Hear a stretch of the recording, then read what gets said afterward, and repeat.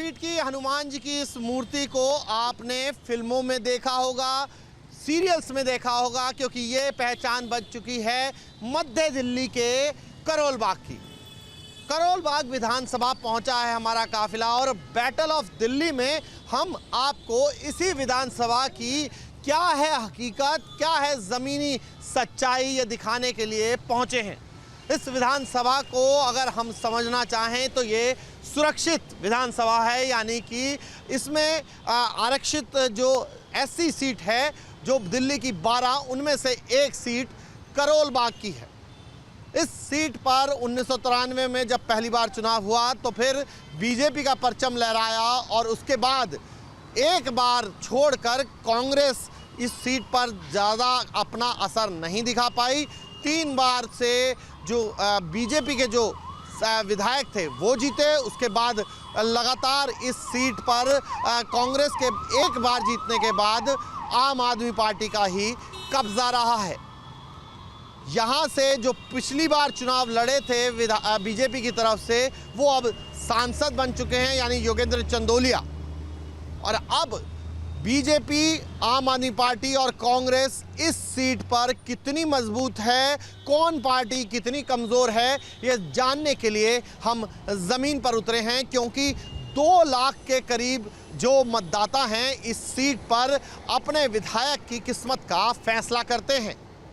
इनमें से 80,000 के करीब जो है वोटर्स आरक्षित हैं और आप समझ सकते हैं कि 3 वार्ड वाले इस विधानसभा में ऐतिहासिक और यूं कहें कि पुरानी दिल्ली का से टच होती हुई पहाड़गंज वार्ड है, उसके अलावा देवनगर वार्ड है और करोल बाग का वार्ड है।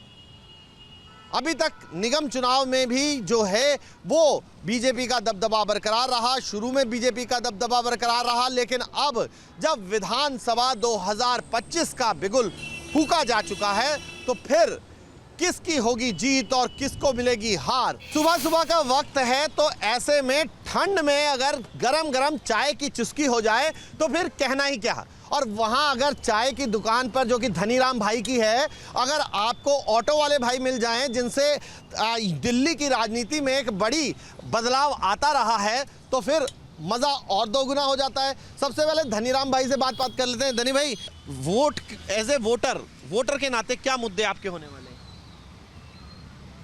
उसके नाते क्या होने वाले हैं, सब ठीक ठाक है। सब ठीक ठाक है। मुद्दे तो होंगे ना कुछ, जब वोट करने जाएंगे तो क्या सोच के वोट करेंगे? हाँ। किसका मुद्दा, किसका पल्लड़ा भारी है? पड़ रहा अभी तो दोनों चल रहा है कंपटीशन में। हाँ। आपने क्या सोचा है? हमने सोचा है आम आदमी पार्टी। अच्छा, हाँ, ये सोचा है। वजह क्या है? ठीक ठाक है, और क्या, गरीबों का मसीहा है, और क्या। अच्छा, हमारे साथ ऑटो वाले भाई भी हैं। आप लोग कहाँ से कहाँ तक की सवारी उठाते हैं? ये करोल बाग से कहाँ जाता है? करोल बाग से नई दिल्ली भी जाते हैं, आनंद विहार भी जाते हैं सर। अच्छा, जहाँ, क्या नाम है आपका? सुभाष यादव। सुभाष जी, करोल बाग की विधानसभा आज हम करने आए, आप लोग हमें मिल गए। ऑटो वालों की भूमिका दिल्ली के चुनाव में बहुत महत्वपूर्ण रहती है। 2013 से हम देख रहे हैं, इस बार भी ऑटो वालों के लिए दोनों ही पार्टियों ने घोषणा की, आप लोगों ने सुनी भी होंगी। क्या माहौल आपको दिख रहा है, क्या लग रहा है, कहाँ कौन, किसका पल्लड़ा भारी, आप लोगों के मुद्दे कौन सुन रहा है, वाकई क्या लग रहा है? अभी तो सर हम लोग का फिलहाल कोई नहीं सुन रहा है सर। अच्छा, काम धंधे में भी थोड़ा ढिलाव है, सर्दी की वजह से? सर्दी की वजह से भी सर, थोड़ी सी बस की फ्री है। हमारी मार्केटिंग महिला से है। अच्छा, जब हमारी बस फ्री है तो हमारी ऑटो पे महिला भी कम चढ़ते हैं। वोट तो करने जाएंगे ना आप? करने जाएंगे सर। करेंगे क्या सोच के? सरकार कोई अच्छा, जो सरकार विकास करेगा उसके साथ हम। कैसी सरकार, कौन सी सरकार विकास करेगी, क्या लग रहा है? सर इतने दिन से तो हो गया आम पार्टी तक, तभी तो कोई विकास कुछ करने के लायक नहीं है सर। अच्छा, नहीं आया। आप बताइए, क्या आपका नाम है? मेरा नाम प्रीतम सिंह सोडी। सोडी साहब, क्या लग रहा है, कौन इस बार, आपने तो कई बसंत देखे होंगे, अब ये जो उम्र का पड़ाव है, क्या देखते हैं, किसको आप सोचते हैं कि कौन बेहतर है, कौन मुद्दे आपके हल कर रहा है? देखो, सरकार तो कितनी बदली है, कितनी अब नहीं आ रही हैं, नए नए कैंडिडेट खड़े हो रहे हैं, मगर गरीबों का भला करने वाला अभी तक कोई ऐसा आया था, एक केजरीवाल है। अच्छा, केजरीवाल आपको ये लग रहा है मुझे, उसने बहुत कुछ किया दिल्ली के लिए। 1 लाख वाली जो स्कीम कही है बेटियों की शादी के लिए, आपको लगता है ये ऑटो वालों के दिमाग पर असर कर रही है? देखो जी, उन्होंने जो बात उन्होंने सही कही है। ऑटो वालों को तो आज तक किसी ने पूछा नहीं था कि इसका इंश्योरेंस है कि नहीं। ऑटो वालों को तो मैंने चंदा इकट्ठा करके हमने जलाया हुआ है कब्रिस्तान ले जाके। 2013 में तो ऑटो वाले ही प्रचार करते थे अरविंद केजरीवाल का। हम करते थे ना। केजरीवाल आने से हमारे को बहुत फर्क पड़ा है।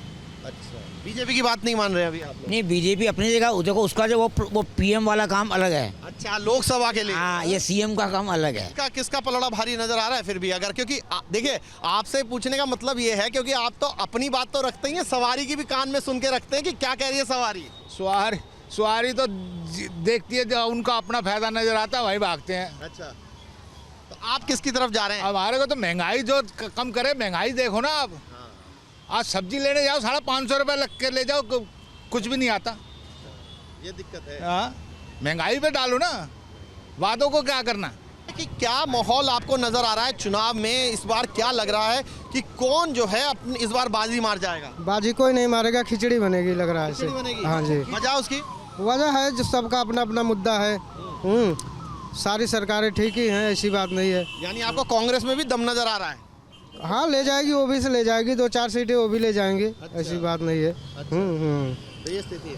आप देखिए साहब, आप क्या कहाँ से कहाँ तक की सवारी उठाते हैं, कहाँ चलते हैं और क्या आपकी सोच है इस चुनाव के बारे में? सर हमारे ऑल इंडिया परमिट गाड़ी चलाते हैं। ड्राइवर 24 घंटा ड्यूटी करता है।